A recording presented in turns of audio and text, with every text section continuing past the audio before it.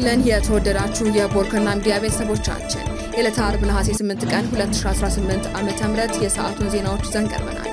አበይት ዜናዎችን እናስቀድማለን። በአበሸጌ ወረዳ ውስጥ የተገደሉት 3 ወጣቶች ቤተሰቦች ግድያውን አስተባብሉ የሚል ጫና የደረሰባቸው መሆኑ ተሰማ። በማዕከላዊ ኢትዮጵያ በጉራጌ ዞን አበሸጌ ወረዳ በመንግስት ኃይሎች ተፈጸመው ይህ ኢሰብአዊና ዘግናኝ ድርጊት በብዙዎች ዘንድ ቁጣና ተቃውሞ ያስከተለ ሲሆን አሁን ደግሞ እነዚሁ አካላት ቤተሰቦቻቸውን በገንዘብ በሽምግልናና በመሬት እያባበሉ እንዲሁም አልፎ ተርፎ እያስፈራሩ መሆናቸው ታውቋል። ገዳዮቹ የሟች ቤተሰቦችን በገንዘብ በሽምግልና እንዲሁም በመሬት ስጦታ እያባበሉ ይገኛሉ ተብሏል። የዕለቱ ዜናችን ቀዳሚ ጉዳይ አድርገነዋል። አከራካሪው የአዲስ አበባ ጉዳይ በምን መልኩ እንደሆነ በግልጽ ሳይታወቅ ስምምነት ላይ ተደርሷል ተባለ። የኦሮሚያ መቀመጫ እንድትሆን ህጋዊ እውቅና ይሰጥ የሚለው ሐሳብ በልዩነት ተይዞ በአስማሚ ቡድን እንዲታይ ከስምምነት መደረሱን የደረሰን መረጃ ያመላክታል። ተጨማሪውን ይዘናል። የዘውዱ ሀፍቱ ገዳዮች በነፃ መሰናበታቸውን በተመለከተ 9 ማህበራት የተቃውሞ መግለጫ ወጡ። የትግራይ ክልል ከፍተኛ ፍርድ ቤት በዘውዱ ሀፍቱ ጉዳይ ላይ ገለልተኛ ውሳኔ መስጠቱን አስታውቋል። ዝርዝሩን እናደርሳችኋለን። የሱዳን ፈጣን ድጋፍ ኃይል ሰጪ በኢትዮጵያ ድንበር አቅራቢያ የምትገኘውን የአልኩርሙክ ቁልፍ ከተማ መቆጣጠሩን አስታወቀ። ተጨማሪ ያለን ዜናዎቻችንን በዝርዝር እናቀርባለን። በቅርቡ በአበሸጌ ወረዳ ውስጥ የተገደሉት 3 ወጣቶች ቤተሰቦች ግድያውን አስተባብሉ የሚል ጫና የደረሰባቸው መሆኑ ተሰማ። ተመስገን ጌታቸው፣ ይታገሱ አሰግደውና ግዛው ግርማ የተባሉ 3 የአማራ ክልል ተወላጆች ከሳፈሩበት የህዝብ ማጓጓዣ መኪና ላይ ፋኖ ናችሁ በሚል ውንጀላ ተገደው እንዲወርዱ ከተደረገ በኋላ በግፍ መገደላቸውን ሚዲያችን ከ3 ቀናት በፊት መዘገቡ ይታወሳል። በማዕከላዊ ኢትዮጵያ በጉራጌ ዞን አበሸጌ ወረዳ በመንግስት ኃይሎች ተፈጸመው ይህ ኢሰብአዊና እጅግ ዘግናኝ ድርጊት በብዙ ዘንድ ቁጣና ተቃውሞ ያስከተለ ሲሆን ገዳዮች የሟች ቤተሰቦችን በገንዘብ በሽምግልና እንዲሁም በመሬት ስጦታ እያባበሉ ይገኛሉ ተብሏል። ከዚህ በተጨማሪም ጥፋተኞቹ በሕግ ከተጠየቁ በህይወት መኖር እንደማይችሉ ቤተሰቦቻቸውን እያስፈራሯቸው ነው በማለት አንድ ስሜ አይጠቀስ ያሉና ድርጊቱ ሲፈጸም ዝም ብሎ መመልከት ህሊና ያልፈቅድም ያሉ የመንግስት የመረጃ ምንጭ ተናግረዋል። በተለይ ለሟች ቤተሰቦች የሞቱበትን ምክንያት አናውቅም፣ መንግስት አልገደላቸውም በሉ አሊያ ግን እኛ ከታሰርን እናንተው ትሞቷታላችሁ በማለትም ቀጥተኛና ከባድ የሞት ዛቻ እያቀረቡባቸው እንደሆነም እኚህ ምንጭ ተናግረዋል። ድርጊቱ እጅግ ዘግናኝ እንደነበር የሚገልጹት መረጃዎቹ ንጹሃን ዜጎች ከመኪና ከወረዱ በኋላ እጃቸው ወደ ኋላ በገመድ በማሰር በአሰቃቂ እንግልት እንደተፈጸመባቸው ይናገራሉ። በመጨረሻም ጭንቅላታቸውን በጥይት በመምታት በግፍ ተረሽነዋል ብለዋል። አንደኛው የአካባቢ ነዋሪ እንደተናገሩት ደግሞ ገዳዮቹ የሟቾችን አስክሬን ወደ ትውልድ ቀያቸው ዳኖ ቀበሌ ወስደው በመጣል ማንም ሰው አስክሬናቸውን እንዳያነሳና እንዳይቀብር ጥብቅ ክልከላ ጥለው እንደነበርም ቃላቸውን ሰጥተዋል። በዚህም የተነሳ የሟቾቹ አስክሬን እጃቸው እንደታሰረ ለ3 ሙሉ ቀናት ክፍት ቦታ ላይ ተጥሎ ለአውሬ እንዲጋለጥ መደረጉንም ሁኔታውን ይበልጥ አሳዛኝ ያደርገዋል ብለዋል። አስክሬኖቹ በተለይም ጭንቅላታቸው አካባቢ በተመቱበት የጥይት ምት ምክንያት ሙሉ በሙሉ በመጎዳቱ ገጽታቸውን ለመለየትና ለማወቅ እንኳ የሚያስቸግር ሁኔታ ላይ እንደነበሩ ተጠቁሟል። በሌላ በኩል የማዕከላዊ ኢትዮጵያ ክልል ሰላምና ጸጥታ ቢሮ ይህንን ዘገባ በተመለከተ ማብራሪያ ሰጥቷል። የቢሮ ኃላፊ አቶ ተመስገን ካሳ በሰጡት ጋዜጣዊ መግለጫም በጉራጌ ዞን አበሸጌ ወረዳ ዋልጋና ዳርጌ አካባቢዎች ከተለያዩ ጽንፈኛ ቡድኖች ጋር በመቀናጀት ጫካ የገቡና ራሳቸውን ቀስ በቀስ ፋኖ እያሉ የሚጠሩ ሽፍታዎች መኖራቸውን አስታውቀዋል። አቶ ተመስገን እነዚህ አካላት በኦሮምኛ በከምባትኛና በሌሎች ቋንቋ ተናጋሪዎች ላይ ብሔር ተኮር ጥቃት ሲፈጽሙ እንደነበር ተናግረው መንግስት እነዚህ ቡድኖች ከድርጊታቸው እንዲታቀቡ ከህብረተሰቡ ጋር ውይይት ማድረጉንና የሰላም አማራጭ መቅረቡንም አክለዋል። አማራጩን የተቀበሉ የተሃድሶ ስልጠና ተሰጥቷቸው ወደ ህዝብ እንዲቀላቀሉ ሲደረግ መንግስት ያቀረበውን የሰላም አማራጭ አንቀበልም ባሉና በግድያው ላይ በተሰማሩ ሽፍታዎች ላይ ግን ህግን የማስከበር እርምጃ መወሰዱንም ኃላፊው አረጋግጠዋል። መንግስት የሚወስደው እርምጃ ብሔርን የለየ ነው ተብሎ በሐሰተኛ ሚዲያዎች የሚሰራጨው መረጃ ከእውነታ የራቀና የክልሉን መልካም ገጽታ ለማጠልሸት ያለመ መሆኑንም ኃላፊው አስተባብለዋል። የቢሮ ኃላፊ ይህንን ይበሉ እንጂ 3 ወጣቶች ስለመገደላቸው ቀጥተኛ ማስተባበያ አልሰጡም።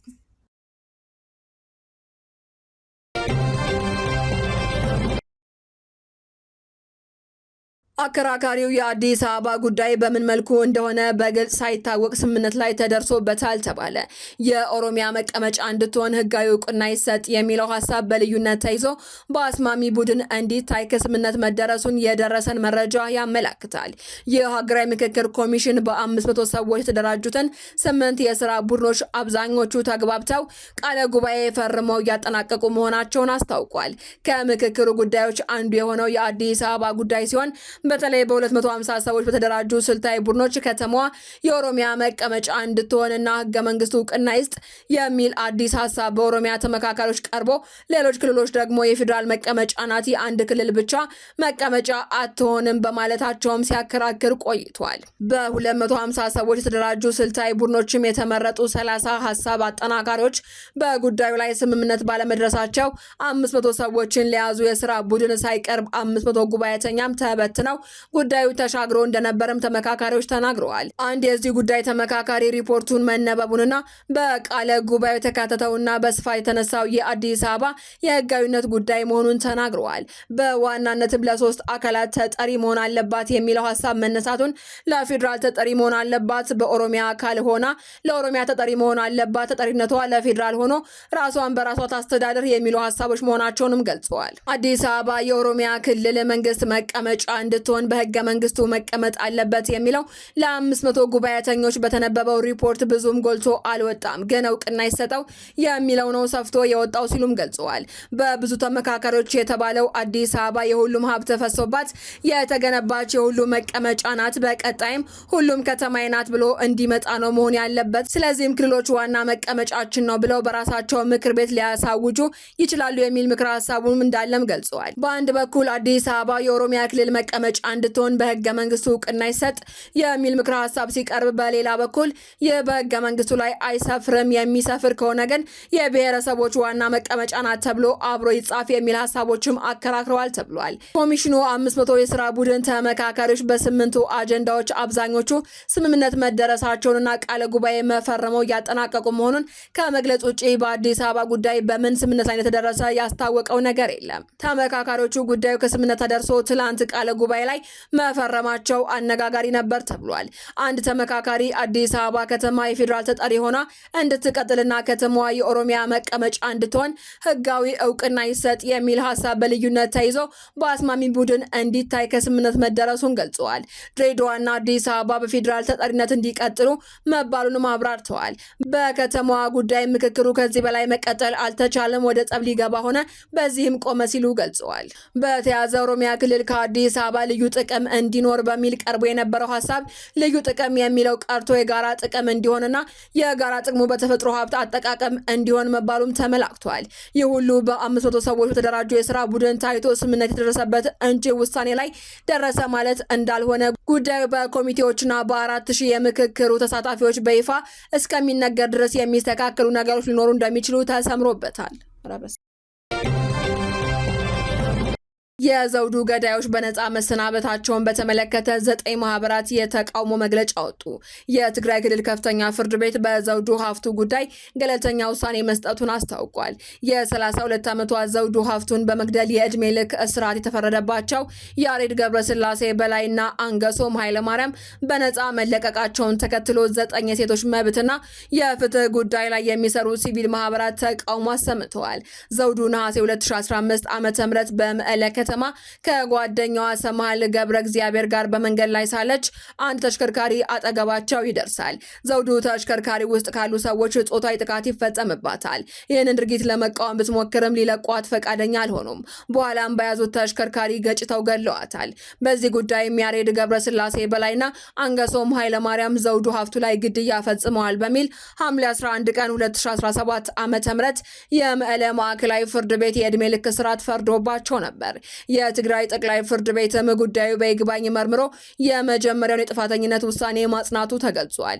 የማህበራቱ የጋራ መግለጫ እንደሚጠቅሰው ያሬድ ገብረስላሴ በላይ ሙሉ ብርሃን መኮንን ወለገርስ የተባለች ሌላ ወጣት ሴትን በመግደል ተከሷል። በሱ ላይ የቀረቡትን ክሶች ሙሉ በሙሉ አምኖ ተቀብሏል። አሁን ከዘውዱ ሀፍቱ ግድያ ጋር በተያያዘም ሁለቱም ፍርደኞች ላይ የተላለፈው የዕድሜ ልክ እስራት የጥፋተኝነት ውሳኔ ለመለወጥ የሚያስችል አዲስ ማስረጃ ሳይቀርብ በነጻ መለቀቃቸውም ቁጣ ቀስቅሷል። ማህበራቱ የዘውዱ ሀፍቱ ገዳዮች በነጻ መሰናበታቸው እሷን ለሁለተኛ ጊዜ እንደ መግደል ነው ሲሉም ኮንነዋል። ተቋማቱ የዘውዱ ግድያ ብቸኛዋ የአይን ምስክር ሰምሃል ገብረ እግዚአብሔር ለ8 ወራት ያለ ክስ በእስር መቆየቷንም ጠቅሰዋል። እንዲሁም ግንቦት ወር 2017 ላይ ከደህንነት ስጋት ጋር በተያያዘ የመቀለ ማዕከላዊ ፍርድ ቤትን ጨምሮ በሰባቱ ክፍለ ከተሞች የሚገኙ ዳኞችና ፍርድ ቤቶች ማንኛውም የዳኝነት አገልግሎት ከመስጠት ተቆጥበው ስራ አቁመው ነበር። የጋራ መግለጫቸውን ያወጡት 9 ማህበራት በነጻ እንዲሰናበቱ በተባለው ውሳኔ ላይ በአስቸኳይ ይግባኝ እንዲባል አሳስበዋል። የመጀመሪያ ስልክ ማስረጃና ሰበር ሰሚ ችሎቱ የጠየቀው ብቃት ያለው የፌዴራል ባለሙያ በሙሉ እንዲቀር ተጠይቋል። ኮሎኔል ገብረስላሴ በጥቅም ግጭት ምክንያት ከኃላፊነታቸው እንዲነሱና በተቋማቸው የተፈጸመውን የ5 ወራት መዘግየትና በግንቦት 2016 ዓ.ም የተነሳውን የጣልቃ ገብነት ክስ በነጻ አካል እንዲጠራም አቤቱታቸውን አቅርበዋል። በግንቦት 2017 ዓ.ም በፍርድ ቤት ላይ የተፈጠረው መስተጓጎልና በዚያ ምክንያት የተፈጠረው የፍርድ አገልግሎት መቋረጥን በተመለከተም ተጠያቂነት እንዲሰፍን አሳስበዋል። ሰምሃል ገብረ እግዚአብሔርና ብርቱካን ሀፍቱ እንዲሁም ፍርድ ያስተላለፉት ሁለቱ ዳኞች አቃቢ ሕጎችና መርማሪዎች የጽሁፍና ተፈጻሚ የሆነ የጥበቃ ዋስትና እንዲያገኙም ጥሪ አቅርበዋል። ዩኤን ውመን እና የተመድ የሴቶችና ሴት ልጆች ላይ የሚፈጸሙ ጥቃት ልዩ ሪፖርት ስለዚህ ውሳኔ መቀልበስም ህዝባዊ ማብራሪያ እንዲሰጥ ጥሪ አቅርበዋል። በተያዘ መረጃ የትግራይ ክልል ከፍተኛ ፍርድ ቤት በዘውዱ ሀፍቱ በጉዳዩ ላይ የቀረቡለትን ሰነዶችና ማስረጃዎች በመመርመር ነጻ ውሳኔ ሰጥቻለሁ ሲል ለቀረበበት ውንጀላ ምላሽ ሰጥቷል። ፍርድ ቤቱ በሰበር ሰሚ ችሎት መቅረብ የሚገባቸው ማስረጃዎች እንዲቀርቡ በተደጋጋሚ ትዕዛዝ መስጠቱንና እድል መስጠቱን ገልጿል። እንዲሁም መሰማት የሚገባቸው ምስክሮች በመስማት ሐምሌ 9 ቀን 2018 ዓ.ም በሰጠው ውሳኔ ተከሳሾቹ በነጻ እንዲለቀቁ መወሰኑን በህጋዊ ሂደት የተደረገ መሆኑን አስረድቷል። በውሳኔው ላይ ቅሬታ ያለው አካል ጉዳዩን ለይግባኝ ሰሚ ፍርድ ቤት በማቅረብ በህጋዊና ገንቢ መንገድ ሀሳቡን ማቅረብ እንደሚችልም ፍርድ ቤቱ ገልጿል። ከዚህ ውጭ በፍርድ ቤቱ ላይ ጫና ማሳደር ተቀባይነት እንደሌለው ያስገነዘበው ፍርድ ቤቱ ጉዳዩ ህጋዊ ሂደቱን ተከትሎ የመጨረሻ ውሳኔ ካገኘ በኋላ በመገናኛ ብዙሃን ላይ ተጨማሪ መግለጫ እንደሚሰጥ ፍርድ ቤቱ አስታውቋል።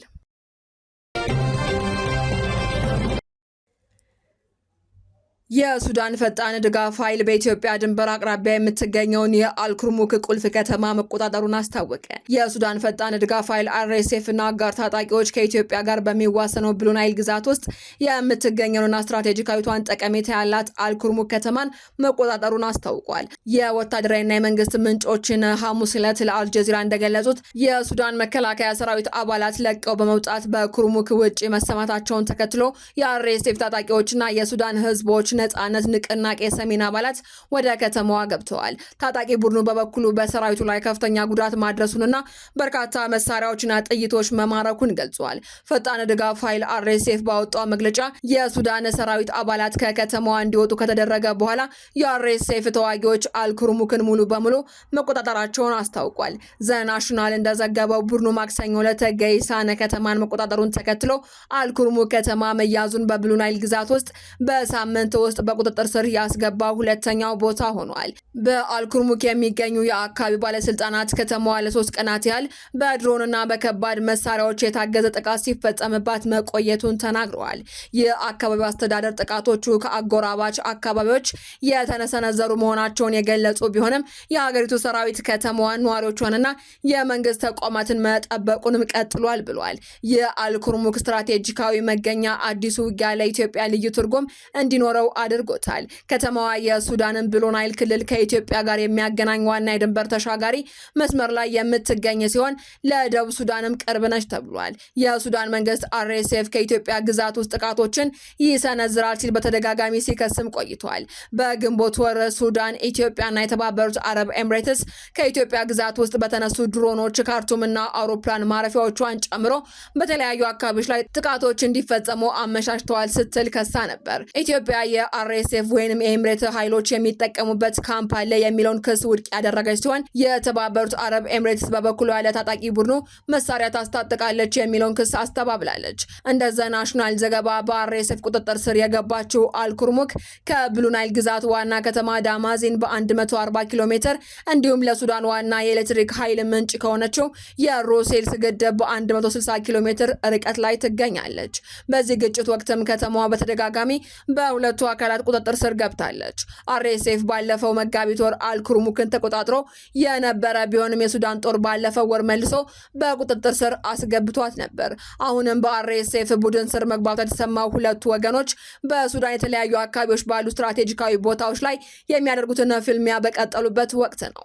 በጀነራል አብዱልፈታህ አልቡርሃን የሚመራው የሱዳን ሰራዊትና በጀነራል መሐመድ ሐምዳን ዳገሎ ሄሚቴ በሚመራው አርኤስኤፍ መካከል በጎርጎሮሳውያኑ ሚያዝያ 2023 የተቀሰቀሰው ጦርነት አሁንም እንደቀጠለ ይገኛል። በዚህ ግጭት ምክንያትም በ10 ሺዎች የሚቆጠሩ ሰዎች የተገደሉ ሲሆን ከ14 እስከ 15 ሚሊዮን የሚደርሱ ዜጎች ደግሞ ከቀያቸው ተፈናቅለዋል።